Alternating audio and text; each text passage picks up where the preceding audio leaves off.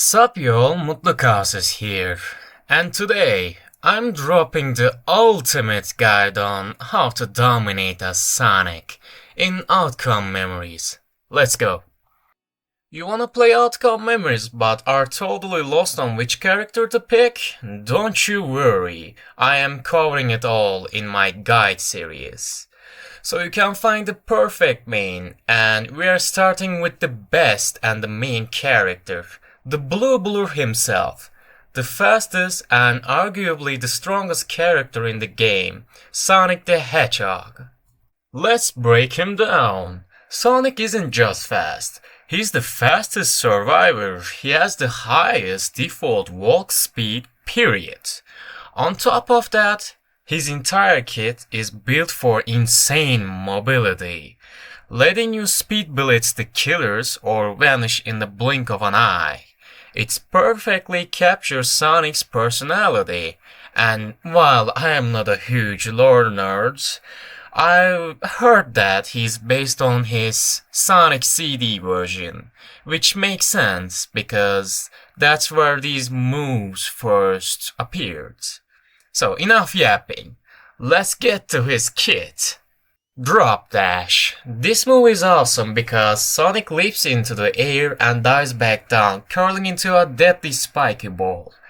And after you use this move, you get a brief invulnerability to most executioner attacks and a huge speed boost from the Spin Dash. Pro tip for those who wants to use it in a different way. If you want to use this move from the ground, just jump first, then activate it to turn it into a normal Spin Dash. And landing this move is the key. Hit it 3 times and the third one lets you grind on the executioner as a spiky ball. And every landed hit also builds 10 dodge meter bar, which I will get to later. Peel out. Sonic stops, revs up for about 3 seconds and then boom. He unleashes an insane 7-second dash forwards. While he's a blur of speed, he can even carry other survivors. Well, expect for 2. Metal Sonic, because, well, he's a big chunk of metal of a clanker. And Dr. Eggman, because the guy is an obese fat egg. Like, you can't expect Sonic to carry that. Oh, and the best part, the survivor he's carrying can decide to bail out anytime by hitting the jump button, so the survivors have total control. And that was all the basic abilities. Now, let's get to the passives. Dodge meter. This is your second health bar.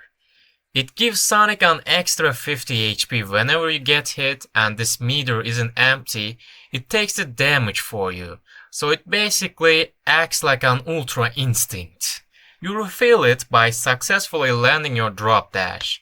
It is your get out of the jail free card. Guilt. This only triggers when Sonic is the last player standing, and it's dark, man.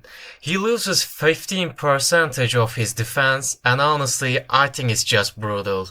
I can't even imagine what he's going through, seeing all his friends die horrible ways to these horrific versions of himself, knowing he couldn't protect the ones he loved.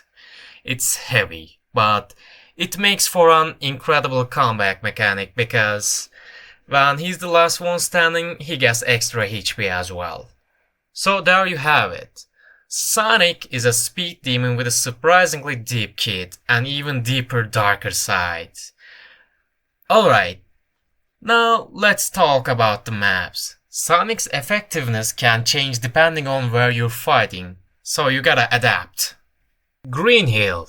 This is Sonic's playground. It's all open space, so you can run as free as possible. My advice? Use your peel out whenever it's off cooldown. This map is built for speed, so just let loose and make the killer chase the blue blur. X's Castle. This place is a total labyrinth, which is awesome for losing the killer in the corridors. But watch yourself, you don't wanna lose yourself in there. And Make sure to use those tight hallways to your advantage. They are perfect for lining up and landing your spin dashes, because the killer has nowhere to dodge. Not perfect. Now, for this map, you gotta be careful. Do not use peel out or spin dash randomly.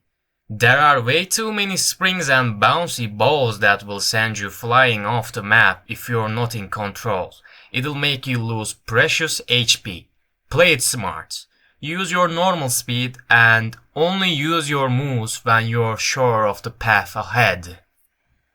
UCR, you cannot run. For this map, it is similar to Access Castle, however, there is this one specific spot that you can jump over. You might see other survivors jump over this, but do not try to jump over it as Sonic, because for some reason, he can't jump as high as others. So before we end the guide, here's some pro tips for every map.